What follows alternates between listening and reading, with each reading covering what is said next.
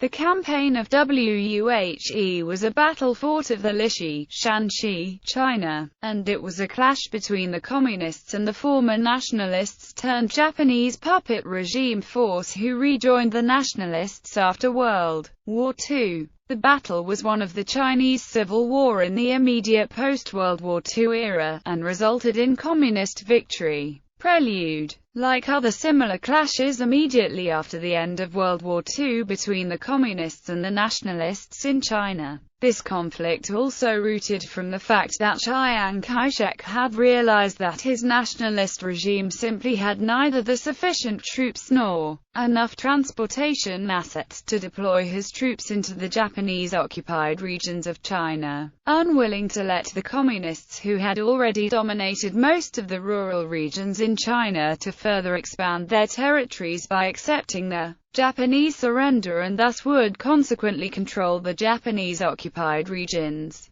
Chiang Kai-shek ordered the Japanese and their turncoat Chinese puppet regime not to surrender to the Communists and kept their fighting capabilities to maintain order in the Japanese-occupied regions. Fighting off the Communists is necessary until the final arrivals and completion of the deployment of the nationalist troops. As a result, most members of the Japanese puppet regimes and their military forces rejoined the nationalists. However, most of these former nationalists-turned-Japanese puppet regime forces were not from Chiang Kai-shek's own clique, but instead, they were mainly consisted of troops of warlords who were only nominally under the Chiang Kai-sheks before World War II. Since they were nationalists in name only and mostly maintained their independent and semi-independent status, these warlords were only interested in keeping their own power and defected to the Japanese side when Japanese invaders offered to let them keep their power in exchange for their collaborations. After World War II, these forces of former Japanese puppet regimes once again returned to the nationalist camp for the same reason they defected to the Japanese invaders. Obviously, it was difficult for Chiang to immediately get rid of these warlords for good as soon as they surrendered to Chiang and rejoined nationalists,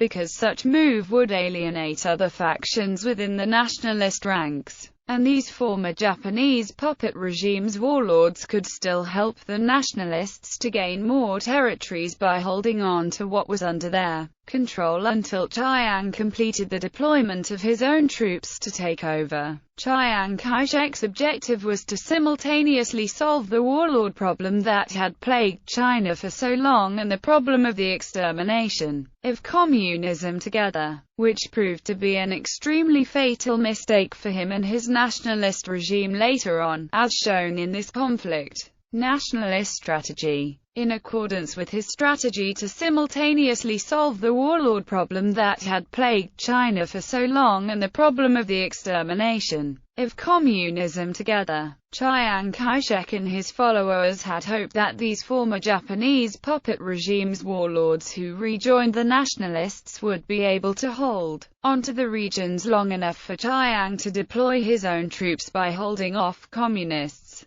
If the Communists were victorious in such conflicts, however, the result would still benefit to Chiang and China because the power of these warlords would be reduced as their military forces were smashed by the Communists, and the warlord problem plagued China for so long could thus be greatly reduced, while at the same time, Communists would be weakened by the fights and Chiang's own troops would have easier time to take control. For the former nationalist-turned-Japanese puppet regime forces, these warlords and the troops had no problem of following Chiang Kai-shek's orders, and they were eager to prove themselves. These warlords and the troops were well aware that due to the collaboration with the Japanese invaders during the Second Sino-Japanese War, they were well hated by the general population in China, including those nationalists who refused to surrender to the enemy and fought the enemy until the eventual victory. Therefore, in the impending demilitarization after World War II, they were certainly be disarmed and discharged, which would probably be the best outcome, and the power of these warlords would be reduced or even completely eliminated as a result. Chiang Kai-shek's ordering them not surrendering to the communists and fighting off the communists was a savior for them, because by carrying out such orders, these warlords and the troops could legitimize themselves and thus retain the power by fighting the communists who were targeted as rebels by Chiang Kai-shek and his nationalist regime. Communist strategy. The communist strategy was much simpler than that of the nationalists because there was not any huge division within the communist rank like that of the nationalist. The communists already earned considerable popular support by being the only Chinese force left in the region fighting the Japanese invaders and their puppet regime after the nationalists withdrew, and after successfully establishing communist bases in the rural regions where better life was provided to the general populace in comparison to that of Japanese-occupied regions. The general Chinese populace agreed that the communists were well deserved to represent the China to accept the invaders' surrender in the region and take over the regions occupied by the invaders.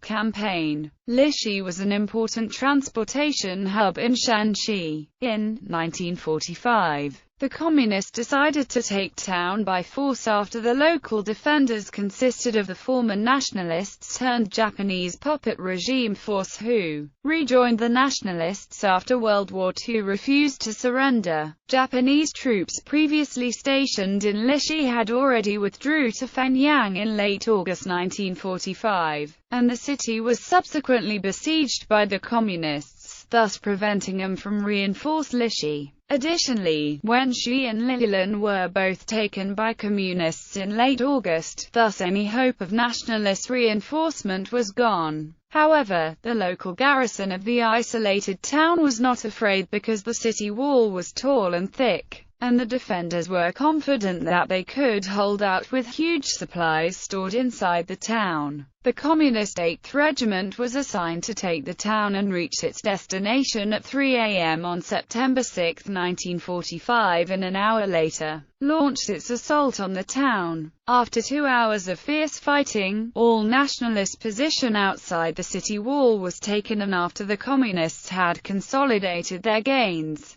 they launched their attack on the town itself at 9 p.m. However, heavy rain prevented the attackers from maneuvering, and flood forced the attackers to call off its first assault. After the flood had subsided, a second assault was attempted at 8 a.m. on September 7, but it was successfully repelled by the defenders. After thorough preparation, communist attackers launched a third assault at 1 a.m. on September 9, 1945, and succeeded in breaching the defense. At 5 a.m. and 600 on September 9, the 8th Company and the 7th Company of the Communist 8th Regiment successfully established their respective strongholds on the top of the city wall, and pushed toward the inside of the town. The Communist 9th Company and Special Company soon followed their comrades, and the 1st Battalion and the 2nd Battalion of Communist 8th Regiment also entered the town afterward. With enemy breaching the defense and pushed into the town for street fighting, defenders realized that everything was over. At 7:30 a.m., over 100 defenders broke out via southern gate of the town and attempted to escape to Zhongyang, but they did not reach far. When they reached Mameo village, they were ambushed and completely annihilated by the 4th Company of the Communist 8th Regiment and the Communist Youth Company. By 8 a.m., the remaining defenders in the town were completely annihilated.